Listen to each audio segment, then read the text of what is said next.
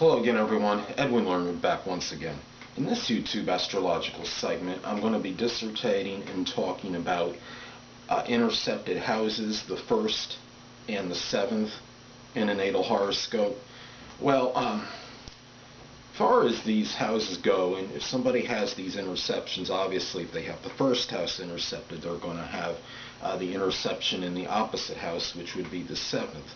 Now, much like or very much like the signs intercept that I was describing in the previous videos, there's going to obviously could indicate some suppression that's connected with these houses. There might this person, people that have these houses intercepted in their natal chart, perhaps they don't have the equilibrium and balance between the two houses, and which could cause difficulties. The person may either be dominated by relationships and partnerships and monopolized so much by them that maybe this person has doesn't put the time in for his or her own self. Or the antithesis could be true.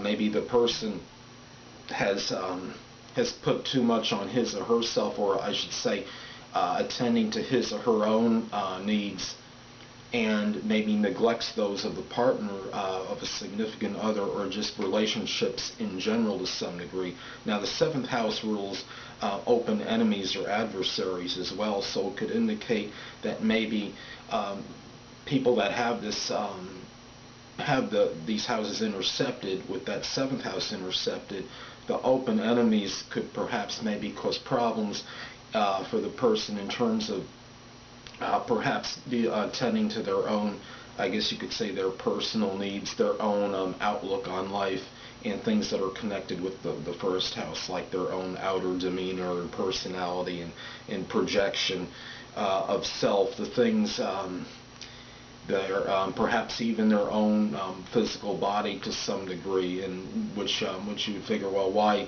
how could that cause a problem? Because it could be a distraction. That's how it could cause a problem. And basically, if you have these, you could say these houses that are intercepted. Now, a lot of this could obviously depends on the signs that are in them. If somebody has the 1st house intercepted, now it could indicate that maybe the personality might be a little bit paradoxical, because even though that intercepted sign is very suppressed or held back, when it does come out, it could be overwhelming, and that person can show those characteristics of that sign when it does emerge very strongly. Now, I'll give you one example is Justin Bieber. Now, Justin Bieber has late Scorpio rising. He has Sagittarius intercepted in his 1st house, and he has, of course, he has Taurus on the cusp of the 7th house, and has Gemini intercepted in the 7th house. So there could be problems with him maybe balancing as far as his own needs and as far as relationships go. The 1st house with Sagittarius intercepted could show that now his rising sign Scorpio, he may project those outer characteristics and traits rather easily, the emotional, the intensity, being resourceful, resilient, having that ability to bounce back from adversity, being resilient, and having this willpower. But having Sagittarius intercepted could indicate inwardly that he's holding that those characteristics of Sagittarius may be difficult to express in his personality. I guess we could say the buoyancy, the exuberance, the expansiveness, and just the general upbeatness, optimism. But when it comes out, it can come out very strong, and then that's why at times he might come across as Sagittarius, because when it does come out, it can come out in full throttle. And that's when sometimes we see him as being somewhat blunt and outspoken.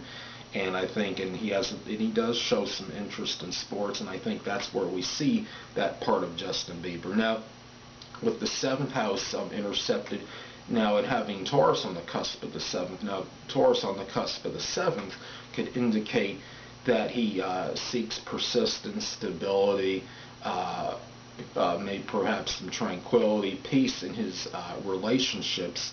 However, when Gemini is in that 7th house intercepted, now the thing is, the 7th house with Taurus on may show consistency in the relationships, but having Gemini in it can show, intercepted could show that lack of diversity and adaptability and that pliability that might be needed in relationships. And when that side does emerge and comes out at some point, all of a sudden Justin Bieber may go on and have, make friends with this person, that person, and this person, and it might come out a little bit too strong. And this could be something where, it's not wrong to have that diversity in relationships, but it's better to have it come a little at a time, not all of a sudden just try to make up for lost time, because if you try to do so, it's always possible it could be to your detriment and you might attract the wrong people. And I really believe in Justin Bieber's case, I think part of any difficulties he's going through right now could be very well associated with perhaps the peers and contemporaries that he's gotten involved in his life. And I don't say that should be an excuse or anything, but it can figure prominently when you're young. You can be impressionable, and you might have that proclivity to draw the wrong people to you more easily as opposed to being older. So anyway, that being said, that'll conclude this YouTube astrological segment for the 1st and 7th house houses intercepted in a natal chart. And stay tuned next time, where I'll be dissertating and talking about the 2nd and 8th houses intercepted in a natal chart.